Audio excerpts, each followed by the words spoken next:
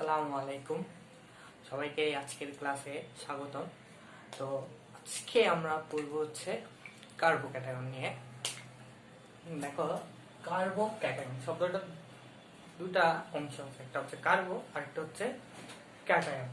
এই কার্বো ওয়ার্ডটা হচ্ছে কার্বনকে মিন করে, তারপরে ক্যাটায়ন মানে হচ্ছে পজিটিভ চার্জ।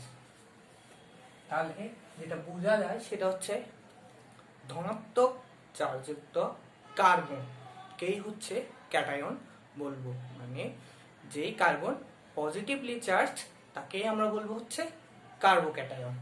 কার্বোক্যাটায়ন কিভাবে গঠিত হয় এটা একটু লক্ষ্য করি। যেমন এখানে একটা যৌগ দেয়া আছে, যেখানে একটা কার্বন অংশের সাথে একটা ক্লোরিন পরমাণু যুক্ত আছে। তাহলে এই ক্লোরিন পরমাণুটা কিভাবে এখানে যুক্ত হলো সেটা দেখি। ক্লোরিন পরমাণুটা এই কার্বন পরমাণুর একটা ইলেকট্রন এবং ক্লোরিন পরমাণুর একটা ইলেকট্রন মিলে হচ্ছে এই বন্ডটা তৈরি করেছে।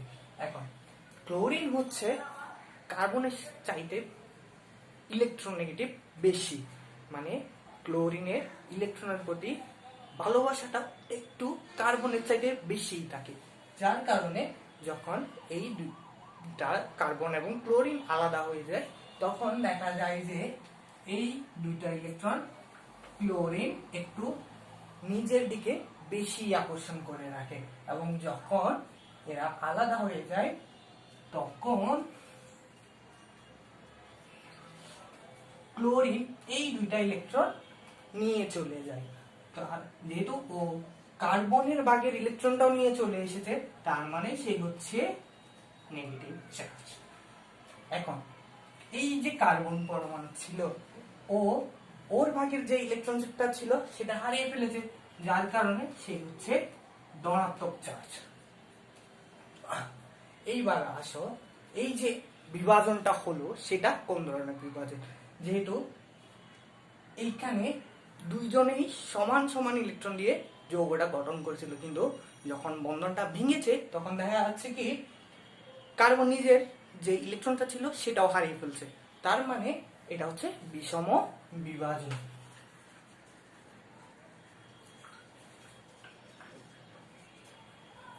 এইবার আসি কার্বোক্যাটায়ন গুলা কয়েকটা বৈশিষ্ট্য, বিশেষ দুইটা বৈশিষ্ট্য মধ্যে একটা হচ্ছে অভ্যন্তরীণ দশা আর একটা হচ্ছে এরা অতিরিক্ত সক্রিয় হয়। এবার দেখি অভ্যন্তরীণ দশাটা কেমন করে হয়। যেমন একটা প্রোডাক্ট এ যেটা বিক্রিয়া চলাকালীন সময়ে কোনো এক সময় বি প্রোডাক্ট উৎপন্ন করে, পরবর্তীতে সেই বি প্রোডাক্টটা সি তে পরিবর্তিত হয়ে যায়। তাহলে আলটিমেটলি ফাইনাল প্রোডাক্ট যেটা পাচ্ছি সেটা হচ্ছে সি। বি হচ্ছে মধ্যবর্তী কোনো অবস্থায় উৎপন্ন হয়, যেটা খুব দ্রুতই সি তে কনভার্ট হয়ে যায়। তাহলে এই কারণটা হচ্ছে কি, এই কার্বোক্যাটায়ন গুলা অতিরিক্ত সক্রিয় হয়। বেশি সক্রিয় হওয়ার কারণে এরা খুব দ্রুতই ফাইনাল প্রোডাক্টে পরিবর্তিত হয়ে যায়। এবার দেখো, যদি আমরা চিন্তা করি কার্বোক্যাটায়ন গুলার স্থায়িত্বের দিকে চিন্তা করি, দেখো প্লাস চার্জ মানে হচ্ছে ইলেকট্রন ঘাটতি, যার ইলেকট্রনের ঘাটতি থাকে সেই হচ্ছে প্লাস চার্জ হয়। তাহলে এইখানে আমি কয়েকটা কম্পাউন্ড লিখে রাখছি। যেমন এই যে কার্বন আছে, কার্বনের সাথে তিনটা আরো কার্বন পরমাণু যুক্ত আছে। তাহলে গত যে লেকচার দিয়েছিলাম ওখানেই আমি বলছিলাম যে সরাসরি ডিরেক্টলি যখন কার্বনের সাথে যতটা যুক্ত থাকবে সেটা তত ডিগ্রি হবে। যেমন এটা হচ্ছে কি, তাহলে এখানে কার্বনের সাথে সরাসরি তিনটা কার্বন যুক্ত আছে, মিথাইল যুক্ত আছে, তার মানে হচ্ছে কি এটা হবে 3 ডিগ্রি। এখানে দুইটা যুক্ত আছে তাহলে এটা হচ্ছে 2 ডিগ্রি। এখানে যুক্ত আছে একটা, তাহলে এটা হচ্ছে 1 ডিগ্রি, এবং এটাকে আমরা বলবো হচ্ছে মিথাইল।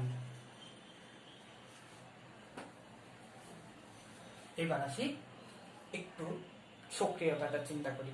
দেখো এখানে প্লাস চার্জ আছে, এখানেও প্লাস চার্জ, এখানেও প্লাস চার্জ, এই 3 ডিগ্রি কার্বোক্যাটায়নেও প্লাস চার্জ আছে। একটু আগেই বললাম যে প্লাস চার্জ মানে হচ্ছে ইলেকট্রনের ঘাটতি। যেহেতু এই কম্পাউন্ডটাতে এক্সট্রা 3টা কার্বন আছে, তার মানে হচ্ছে এরা তিনটাই এই যে কেন্দ্রীয় কার্বন আছে সেটাকে কিছুটা কিছুটা ইলেকট্রন দিবে।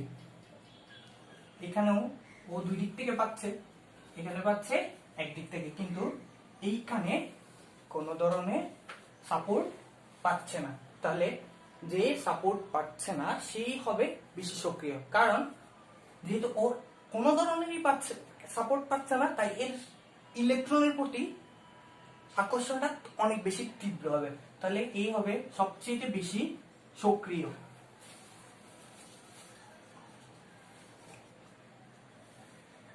এটা কম সক্রিয়।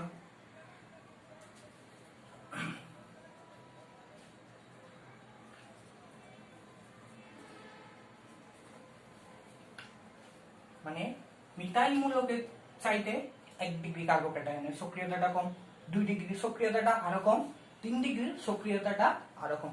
সক্রিয়তা এবং স্টেবিলিটি একটা আরেকটার বিপরীত। যে বেশি সক্রিয় সে তার স্টেবিলিটিটা তত কম। যেমন তাহলে এর সক্রিয়তাটা হচ্ছে কম, তাহলে 3 ডিগ্রি কার্বোক্যাটায়নের স্টেবিলিটিটা হবে সবচাইতে বেশি, তারপর 2 ডিগ্রি, তারপর 1 ডিগ্রি, তারপরে মিথাইল মূলকে। তাহলে সক্রিয়তাটা যদি আমরা দেখাতে চাই তাহলে এটা হবে 3 ডিগ্রি, 2 ডিগ্রি, 1 ডিগ্রি। তাহলে স্টেবিলিটিটা কিরকম হবে? 3 ডিগ্রি, 2 ডিগ্রি, 1 ডিগ্রি, এবং সক্রিয়তা হবে তার উল্টা, 1 ডিগ্রি, 2 ডিগ্রি, 3 ডিগ্রি।